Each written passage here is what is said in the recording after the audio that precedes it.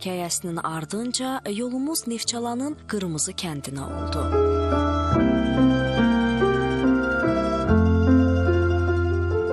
Ömrünü Azərbaycan pedaqogikasına həsr edən, hər kəsin sevdiyi müəllim, alim, Azərbaycan pedaqoji fikrinin görkəmli nümayəndəsi Əjdər Ağayev.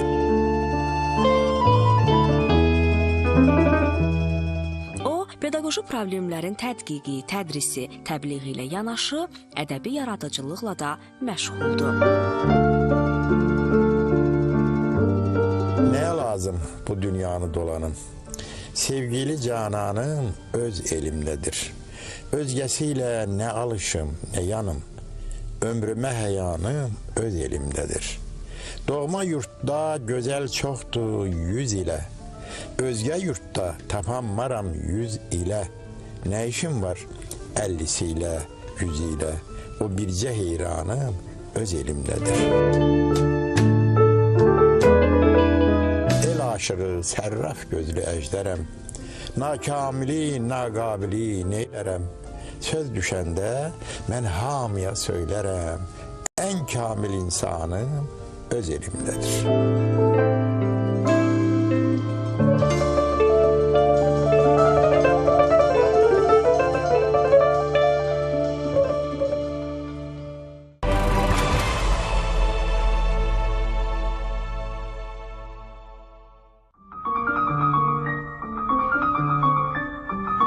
Əjdər Ağayevin ilk müəllimi elə böyük qardaşı Abizər olub. Biz onun hər zaman ekspert rəylərini dinləyib, müzakirələrinə qulaq asmışıq. Bugün isə Əjdər Ağayevin hər kəsə maraqlı olan həyat hekayəsini dinləyəcəyik.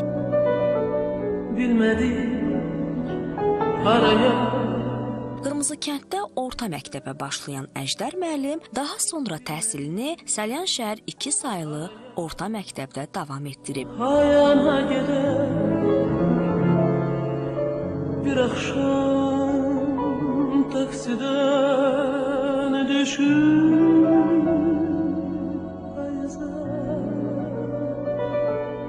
bilmədik haraya.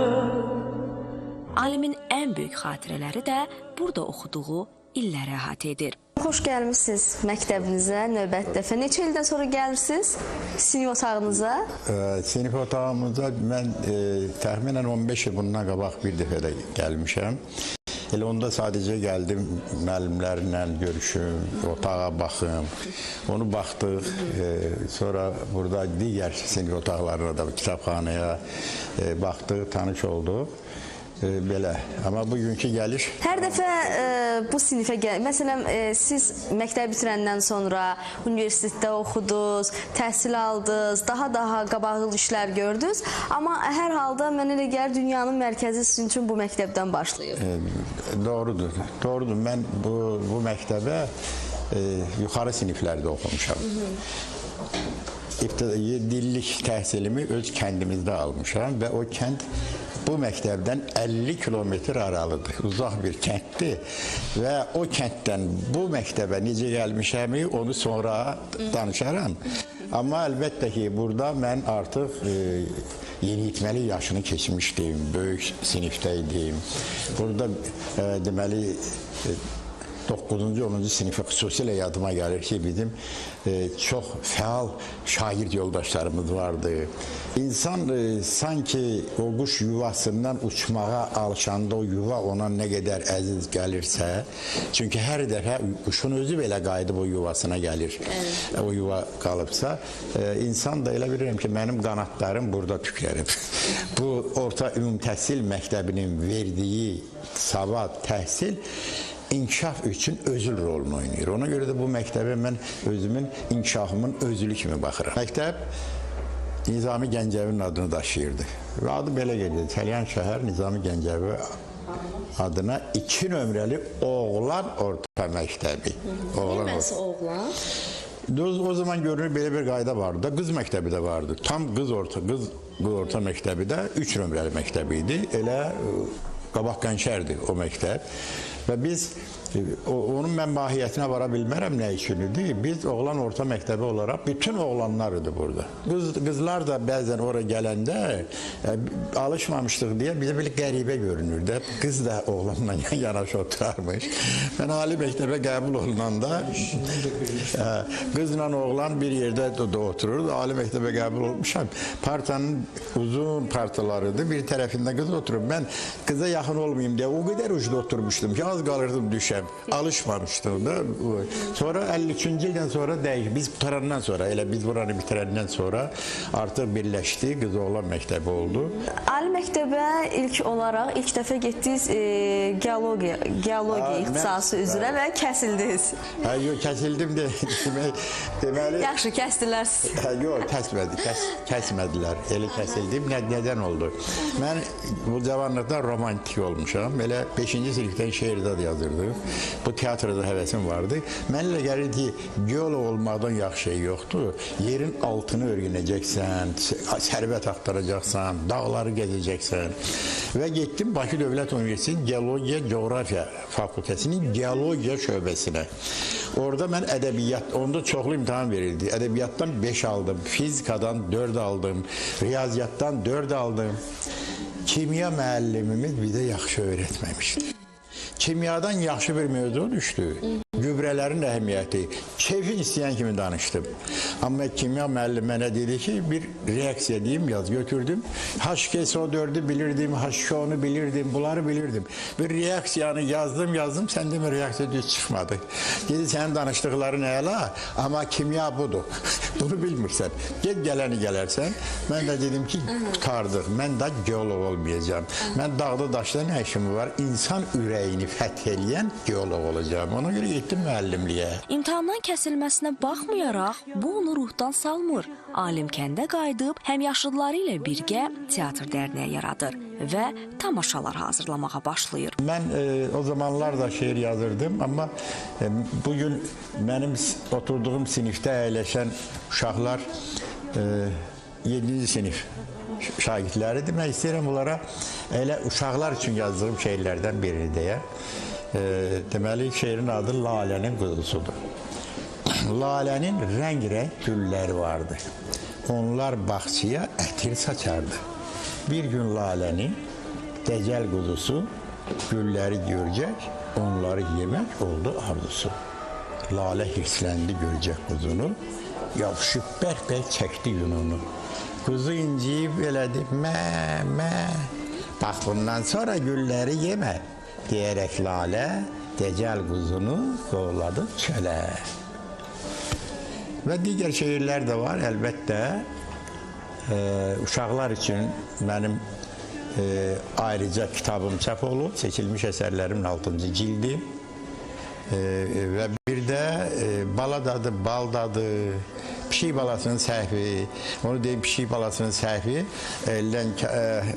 Səlyan Dövlət Kukla Teatrında 2 sezondur ki oynanılır. Bir gün, bir arzu, bir saz, bir talih, bir baht getirir.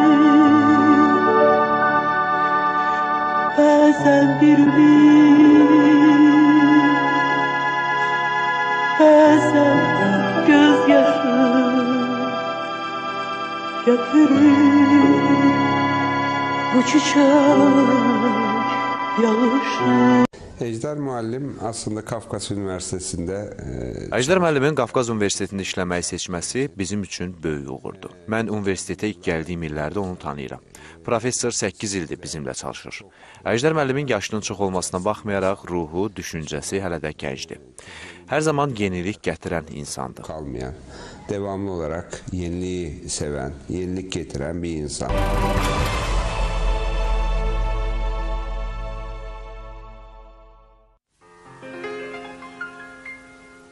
Düşürsen yadıma yağanda yağışlar, Hər həftə həvəslə təhsil dalınca Qırmızı kənddən qatarla 50 kilometr salyana yol gedən Əjdər müəllim bu illəri yenidən xatırladı. Şəhər kənddən 50 kilometr aralıdır. Neyniyək? Mən də o zaman bir 14 yaşlı uşaq fikirləşdik ki, necə də olsa getmək lazımdır. Bir yeganə çıxış yolu orasındaydı ki, Astara-Bakı dəmir yolu bizim kənddən keçir. Bizim kənddə də distansiya var. Yəni qatar dayanır, binmək olar.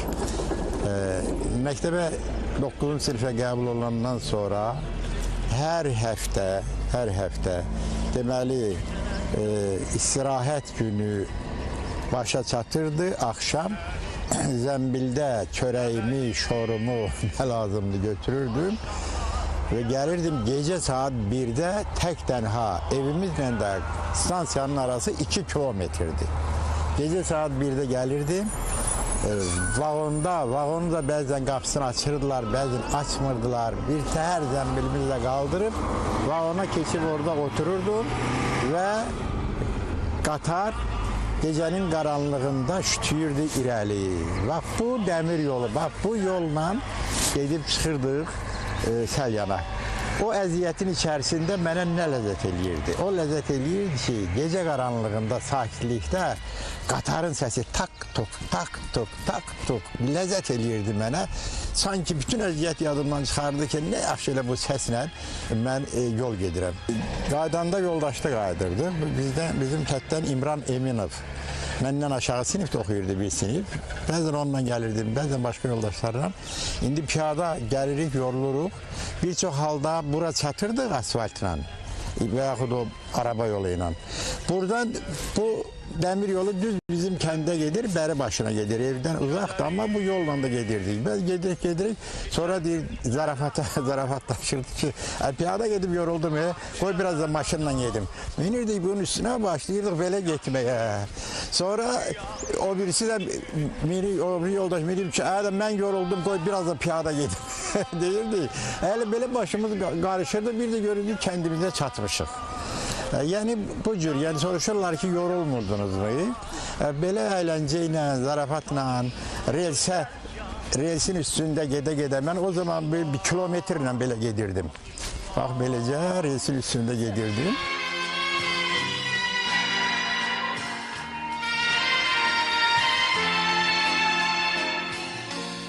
Bağışla gözəl yar, bağışla.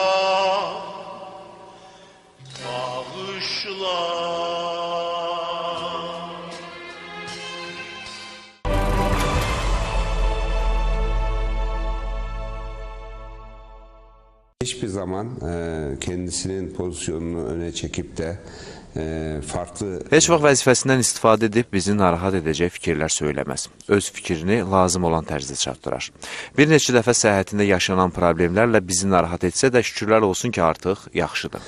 Bir neçə dəfə sağlıkla alakalı problemləri oldu, amma çok şükür şimdi çok iyi. Respublikanın əməkdar müəllimi olan alim ölkənin təhsil problemləri ilə məşğul olub, bu sahədə kifayət qədər işlər görüb. 40 kitabın, yüzlərlə jurnal, qəzetlərdə dərc olunan məqalələrin müəllifi olan Əjdər Ağayev ölkədə hər kəsin yüksək təhsil almasında yaxından iştirak edən pedaqoqdur. Əjdər müəllim, xatirələrinizin birində qeyd etmişsiniz ki, ikinci dəfə universitetə imtahan verməyə gəlirsiniz, böyük qardaşınız Abuzərlə və ilk dəfədir ki, paytaxt Bakıda, bulvarda gəzişirsiniz. Bu vaxt yazmışsınız ki, ananızın isti təndir çörəyi üçün, evdə dəmlənən o pürrəngi çay üçün çox darıxmısınız. Ola bilər belə imtahan həyəcanı olub o vaxtlar. Maraqlıdır. İndi belə darıxmaqlar olurmu? O vaxtlar əlbəttə tələbə olmaq üçün Bakıya gedib imtahanları verəndə bir imtahanın hələ naümidliyi bilmirsən, keçəcəksən, keçməyəcəksən. Bu daha çox darıxdırır ki, mən burada görürsən necə olacaq ana üçün, təndir çörəyi üçün, buradakı nə bilim pendir üçün, şor üçün darıxırsan. Amma illər keçsə də, indi mən yaşa dolmuşam, xeyli yaşım var və illərdən bəri öz ailəmdə də, qohum-əqrəbada da, müxtəlif yerlərdə xörəklər pişirilib yemişəm. Hələ də anamın pişirdiyi o bozbaşın dadı burnumdadır və o dadda hələ xörək görməmişəm.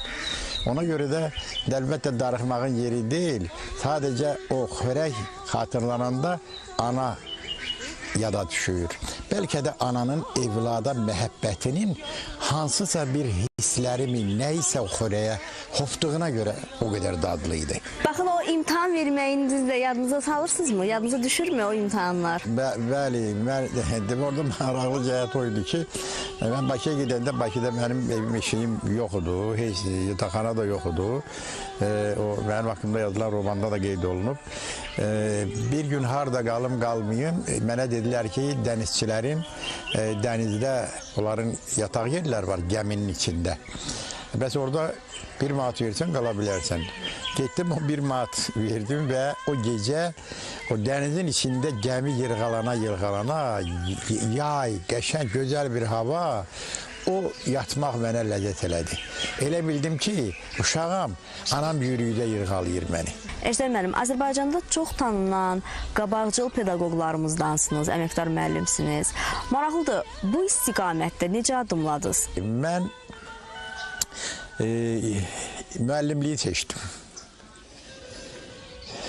Uğurla imtahanından keçdim, müəllim olaraq hazırlaşdım və Tarix Filologiya Fakültəsi idi. Mən sırf filologiya sahəsinə də gedə bilərdim, sırf tarix sahəsinə də gedə bilərdim. Amma bunun tədrisini həyata keçirdim. Burada müəyyən faktorlar aldı. Onlardan biri Əliağa Kürçaylı ilə mənim söhbətim oldu. Şeirlər yazırdım da o vaxt, çap olunurdu. Bir neçə şeirimi oxudum Əliağa Kürçaylıya. Dedi ki, şeirdir, qaydasındadır. Amma mən səninlə söhbətini hiss elədim ki, ən gözəl ədəbiyyat müəllimi ola bilərsən. Sənin ədəbiyyatı sevdirməyin, ədəbiyyatı ötürməyin şairliyindən üstün olar.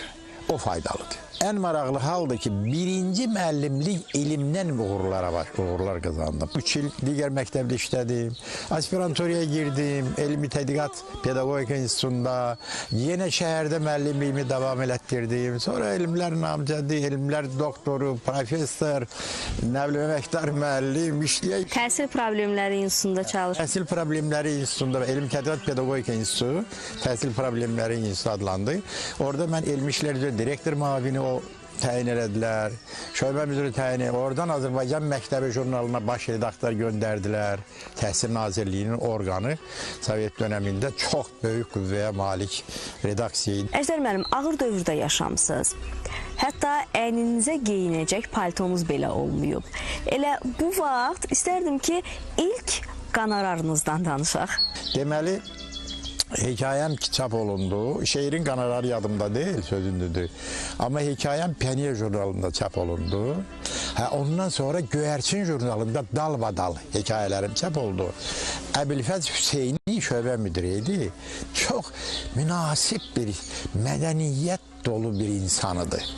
Çox belə çoxlu şeylər danışırdı. Məhəmməd Hüseyn Şəhriyarın qohumuydu, demokrat idi. İrandan gələnlərdən idi. O məni həvəsləndirirdi. Qonorarı aldıq, mən də alırdım. Əhəd Muxtar da şeirləri çap olunurdu, o da alırdı. Və bizdə kənd uşağı evdən ayda 20 manat pul gəlirdi o zaman mənə. O 20 manatla da kartoşka alırdıq, yağ alırdıq. Gözümüzü dolandırmağa, paltoya, saada da pul yox. Həmin qonorarlarla mən özümə ilk dəfə birinci kursda yox, birinci kursu paltosuz qışı keçirmişəm. İkinci kursdan sonra palto aldım, birazdan sonra saat aldım. Ondan sonra o qonorar məni çox yaşatdı.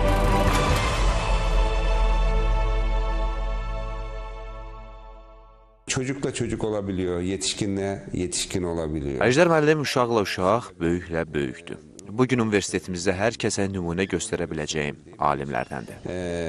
Şahıs olarak karşımıza çıkıyor. Müharibənin ağrı acısını yaşayan, ailəsinin əziyyətlərini görən, çox kiçik yaşlarında atasını itirən, sinəsi bayatı, nağılla, laylalarla dolu olan, anasının yoxluğu ilə indiyədək barışmayan Əjdər Ağayev eləcə də doğulduğu sökük sınıq daxmanının belə həsrətini yaşayır. Atam mənim deməli 12 yaşımda dünyasını dəyişib və mən sonradan anamın tərbiyəsi ilə və o böyük qardaşımın rəhbərliyi ilə digər böyük bacı və qardaşlarımın köməkliyi ilə inkişaf eləmişəm, formalaşmışam.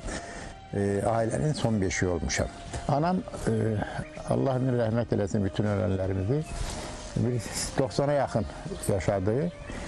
Savadı yox idi, əlifba savadı yox idi, amma bütün bayatları, nağılları, xalq dastanları mükəmməl bilirdi və Quranı mükəmməl bilirdi. Əjdər müəllim, hər dəfə atanızdan danışanda mütləq böyük qardaşınız Abzər haqqında danışırsınız və bildiyim qədərilə qardaşınız atanızdan sonra evdə olan bütün məsuliyyəti özlərinə götürür.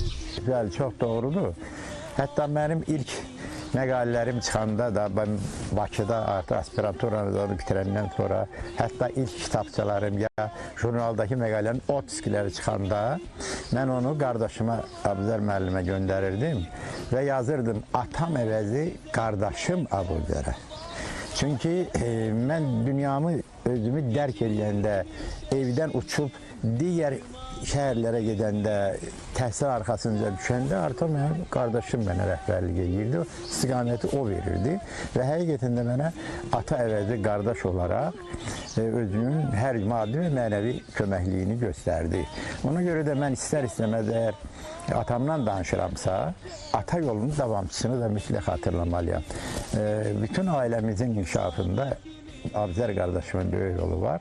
Maraqlı məqam ondan ibarətdir ki, atanızın sizin doğum tarixinizi bu palçıqlı daxmanın üzərinə həkk etdirməsi olub. Sizcə buna səbəb nə idi? O zamanlar mən 30-cu illər idi əlbəttə. Bu 30-cu illərdə də bu kənddə ərəb əlifbasını bilən müəyyən savadlılar vardı. Anamın atası, ana babam çox savadlı adamıdı. O Şahnaməni, Nəbi Gülüstanı, Bustanı oxumuş və Quranı müntəzəm oxuyan bir kişi idi. Amma digərlərinin əlifba savadı yox idi. O evi ki, balaca evi tikiblər, niyə tikiblər? Kolxoz hərəkatı yarananda 30-cu illərdə atamın deməli bütün at ilxısını, 12 taxıl anbarını, ot tayasına qədər, Amerikadan gətirilmiş taxıl biçənini hamısını kolxoza aparıblar. İnsafsızlar buna yatmağa da bir yer verməyiblər. Çünki onlar taxta olub və bir-birinə birləşdirilib, ondan da nəsə ayırmaq mümkün olmayıb. Onda o adamlar deməli 37-ci il ərəfəsində artıq görüblər ki, biraz sakitlikdir. Çox adamlar da onlar tuturdular, qulaq eləyirdilər. Ana babam savadlı olduğuna görə atama deyib ki, bir adama qoşulma, bir kəlmə narazılıq eləmə. Nə istəyirlər ver. O daxmanı tikəndə mən dünyaya gəlmişəm və mən gözümlə görmüşəm. Yazılmışdı ora, səhv eləmirəmsə 28 Rum rəqəmi və 2 dənə yanında görünür iyun 1937 palçıqdan yazılmışdı. Sonra Abzər müəllim mənə, böyük qardaşım dedi ki, bu sənin tarixindir. Ona inanmadılar həkimlər, yazılı yaş kağızım yox idi. Mən 10-cu sinifi bitirəndə həkimlərin komissiyası 37-ci ili verdi, amma oktyabr ayı verdi. Yəni 3 ay geriyə verdi, çünki o zaman çox kiçik idim. Bu bina həm də o tarixlə yadda, o bina deyəndə o daxma, o tarixlə yadda qaldı. Əjdər müəllim, bilirəm ki, indiyə qədər sizə əziz olan, qiymətli olan çox sayda əşyalarınız var. Maraqlıdır, bəs evdəki, yəni patifonunuzu xatırlayırsınızmı? Bu da maraqlı məsələdir. Deməli, bu atamdan gəlir. Atam yazı savadı yox idi. Amma çox texniki... Yəni o sizə qəribə bir şey idi, çox qeyri-adi bir şey oldu. Texniki təfəkkürü vardı. Ya, bu müasirliyə meyilli adamıdır. Ona görə də dəmirçi işləyirdi də. Dəmirçidə orada araba düzəldirdilər, təkər düzəldirdilər. Bu adam bu cür yaradıcı adamıdır. Ona görə nəyi yeni görürsə alırdı. Deməli, ilk dəfə kətdə patifon atamın alması ilə evdə olub. İlk velosiped bizim evdə olub. İlk motosikl bizim evdə olub. İlk maşın, Moskviç maşın bizim evdə olub və atamdan sonra oldu o Moskviç məsələsi. Amma atam bunları yaradıcı adam olduğu üçün, müasirliyə meyilli olduğu üçün alırdı və təhsilə də xüsusi fikir verirdi. Mənə danışdılar ki, sonra anam rəhmətli danışardı ki, atan hər gün Abzəri at belinə qoyub, buradan 8 kilometr aralı məktəbə aparıb qoyurdu, gəlirdi və təzədən günortadan sonra gedirdi, onu gətirirdi hər gün. Bu cür təhsilə fikir verən bir düşüncəli bir insan olub. Patefonun da mənim inkişafımda böyük rol olub.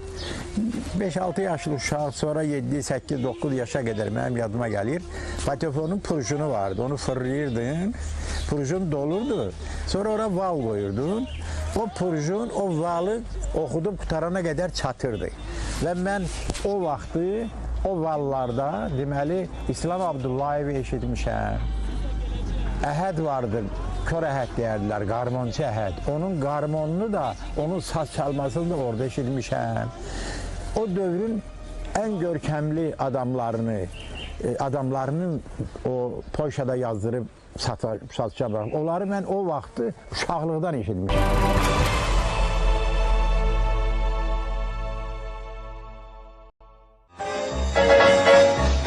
Keçdiyim bütün yollar